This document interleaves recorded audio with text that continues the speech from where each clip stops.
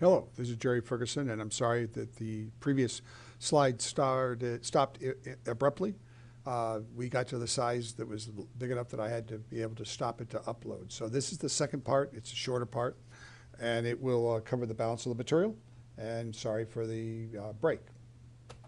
So communications for international business as it applies to the cultures. Cross-border communication does not always translate as intended. We speak and write our languages differently and with different thought processes. And so therefore, that can cause issues as far as the way we communicate our messages, especially as it pertains to advertisement, contracts, and so forth.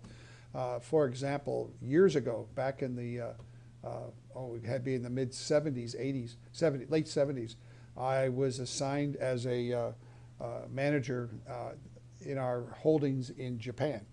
And we were doing advertisements for local customers. And we were using advertisement that had a black background. And at the time we chose it because it made the pictures and the information pop out. And we used black backgrounds with red lettering. Well, at that time, at least, culturally, that was difficult. Because in Japan at that time, especially culturally, that was a color scheme that was often used to relate to death or a loss of a loved one. And so it was, when they saw it, it had a negative connotation.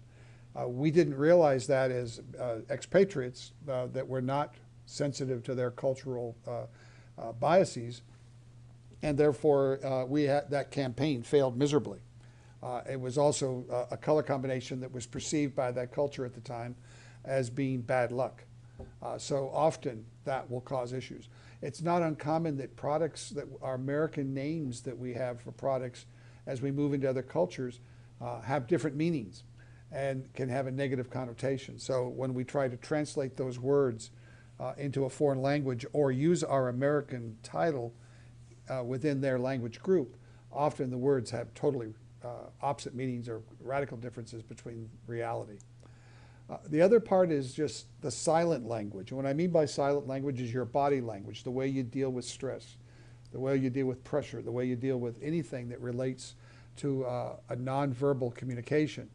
It could be, like I said with the advertisement, it could be a color. It could be the use of certain colors that send a non-verbal language or comment to someone. The distance, how close we are.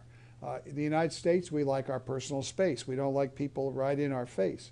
Yet in certain parts of the world, people get extremely close, almost to the point of contact. And in many cultures, hugging, kissing, rubbing one's back is considered to be an appropriate response to interaction with another individual, where in the United States it's perceived as personal space.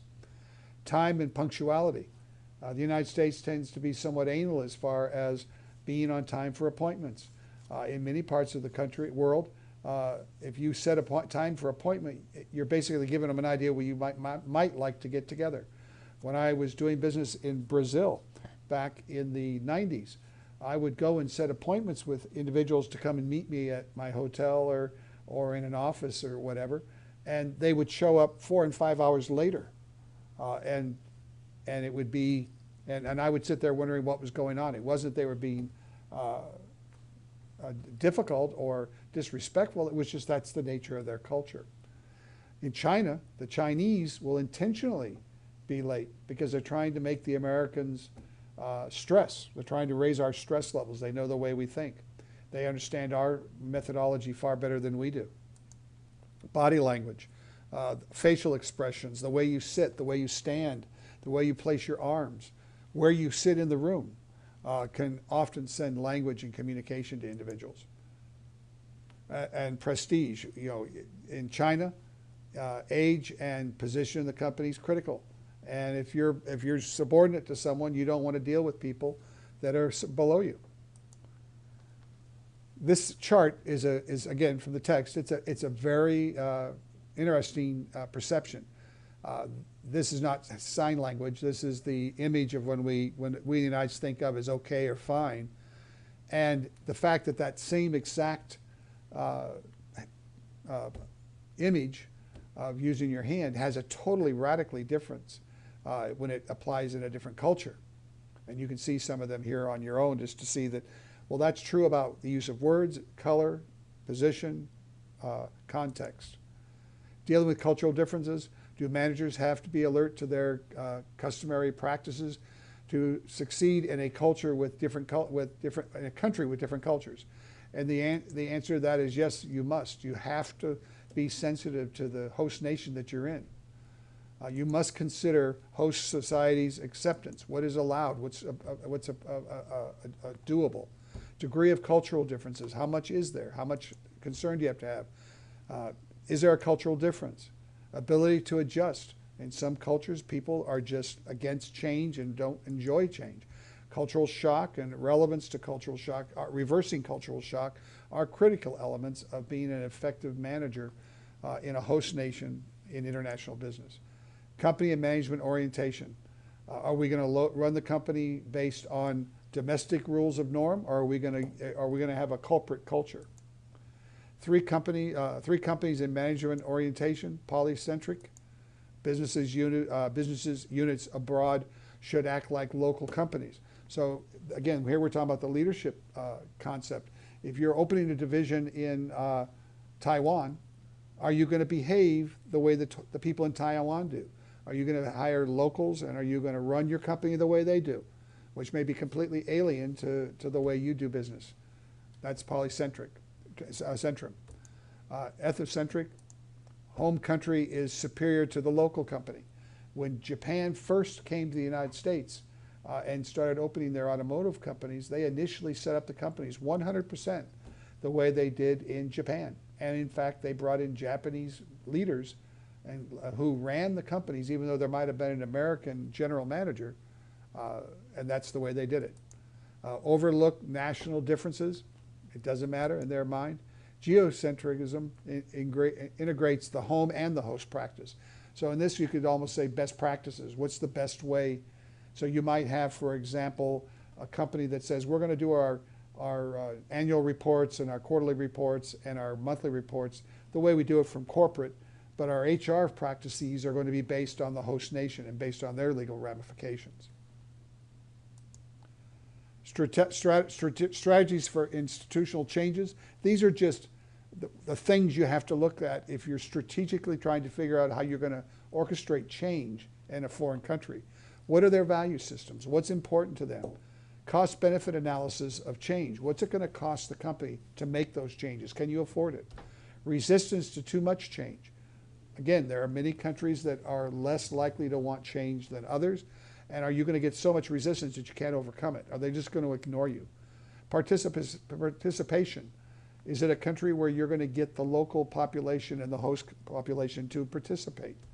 Or are you going to have to drive it through with corporate personnel? Reward sharing. Some countries do not get engaged in the concept of bonuses and raises and incentives, especially group versus individual. There are countries where if you're going to give a bonus or a raise, you give it to everybody and you give them all the same thing. And then there are others where it's more personalized. Options as far as leadership, style of leadership, the methodology of leadership, timing. How do you deal with time? Do you set goals and objectives for today, or do you set goals and objectives someday, or in the future, or as soon as you can get to it? And then learning abroad, strategies as far as change. You need to have a strategy if you're going to go global as to what it takes to train your people and get them ready to work overseas. And that pretty much covers the material that I wanted to cover for the purposes of the reading for this week. And hopefully this slide will help you to maybe crystallize a little bit of the concepts you're seeing. The slide presentation does not go into the details on your assignments.